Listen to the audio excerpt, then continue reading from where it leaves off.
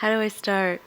Hi everyone, my name is Allison and I run a company called Little Coco Studio. I started it sometime last year. It started off because I was looking to start some kind of online business where I could learn how to run an online business and sell things and use the platform of the company that I currently work for. So a couple of Christmases ago, I decided that I wanted to try making gifts for my friends. It's actually not the first time I've done that. I played with a few different things like lip balm and candles. And I kind of fell in love with the idea of candles. I like that I can pretty much make a candle out of anything. So it started out with me finding a couple of cute decorated cups from HomeSense. And then it quickly evolved into trying to find a way to scale the business so that I could actually sell things online. So I played with a few different things, and eventually I landed on making as much as I could on my own at home. I can talk a little bit about the process because it was kind of frustrating and long and not very fun in the moment, but here I am today. So it started out with me finding these really adorable teacups from HomeSense, and I thought, man, if I could just figure out who makes these teacups, I could reach out to them and find out what their wholesale price is and make candles that way. But it turns out that the company that made the teacups did not seem to exist. So I Googled as much as I could. I searched everywhere. I even talked to people who worked at HomeSense, but nobody had a straight answer for me. So someone at work said, well, if you can't get them to do it, why don't you find someone in China where these are probably made and see if they'll just make something for you. So I spent quite a bit of time looking at different suppliers and manufacturers and getting in touch with them. And I even went so far as getting one of them to send me a sample, which, by the way, a 50-cent bowl ended up costing me $50 because I had to pay for FedEx to have it shipped all the way from China. So I actually kept the bowl because I find it kind of amusing that the bowl cost $50. I almost went ahead and paid for it, even though I don't have the space for it. And I think my husband got a bit scared when I told him the minimum order quantity was 5,000 pieces. But I got really stuck when I said I would buy it, and then the person I was conversing with said, okay, well, tell me where I need to send the shipment, like the dock number, and started listing all these different things that I had to send. And I think I had to pay at least 50% of it up front, which made me really nervous. So in the end, I gave up on that idea for a few months and just resigned myself and made excuses and said it's just not going to work out.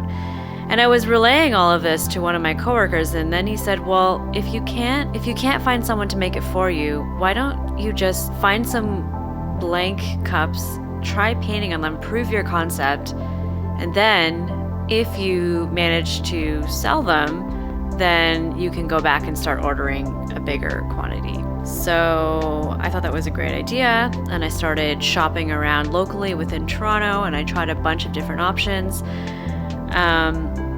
Found some paints at a local store, and then that was kind of it, and I didn't really do anything of it. And it wasn't until several months later when an opportunity came up. I was so lucky. At work, we were sponsoring a conference, and because we were doing that, they had decided they wanted to see if there was anyone within the company that was willing to drop some of their product in the swag bag for the conference. Luckily, someone put my name forward and they reached out to me, and all of a sudden I had to make 100 candles in not like a couple of months. And I figured this would be a good opportunity for me to figure out how to make things on a larger scale and just test things out. So I'll say my first candle design is probably one of my favorites, but it's basically a bunch of free hand dots that I paint all over the container. And it probably takes me anywhere from like 30 minutes to an hour to do. So when I agreed to do 100 candles, I thought, this is going to be a minimum of like painting 100 candles, finding the wax to make them with, sourcing the pure essential oils that I use because I was adamant that I didn't want to use any kind of fragrance oils. And all of a sudden I felt super overwhelmed because 100 is a lot to make. And by the way, how was I going to actually ship these things to Arizona where the conference was going to be at? So I did a lot of panicking. I spent many evenings regretting that I had even agreed to do it. And then I actually decided, okay, the dots may be my favorite candle, but this is not going to be something that I can make happen in time. So I actually came up with a new design that took a lot less time to put together, which still took a lot of time. And over the course of many evenings and many weekends, I slowly made my way to 100. I think I ended up making like 105 or so candles. And in that time, I was forced to figure out things like how I was going to package them, how I was going to ship them and make sure they didn't break. I got a friend to help me design my logo and a postcard that had burning instructions. A lot of stuff had to come together in a very short amount of time, and having that deadline actually forced me to get a lot of things done after sitting on this idea for a few months. So that was a really great experience. I really enjoyed it, but I realized that one event alone isn't going to make a successful business. So after that, I wanted to keep up the momentum and push myself to continue building out this business and seeing where I could go with it. That was the intention anyway. And truth talk, I kind of didn't really do anything else after that for many months. And I would say it wasn't until maybe about a month ago maybe a few months ago that I decided I really wanted to give this an honest try.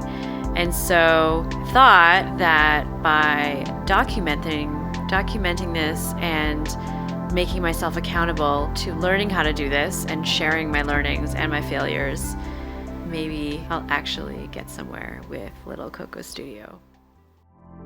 So I do watch a lot of YouTube, and it actually started when I got really sick over the holidays.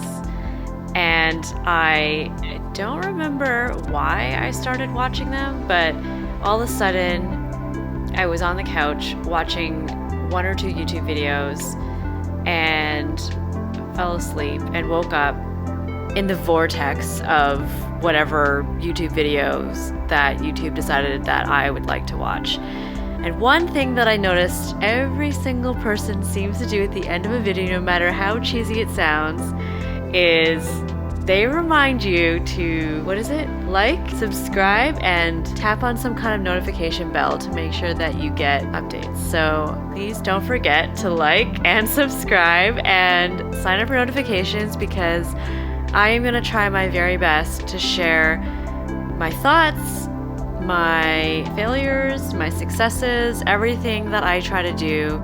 Thanks so much.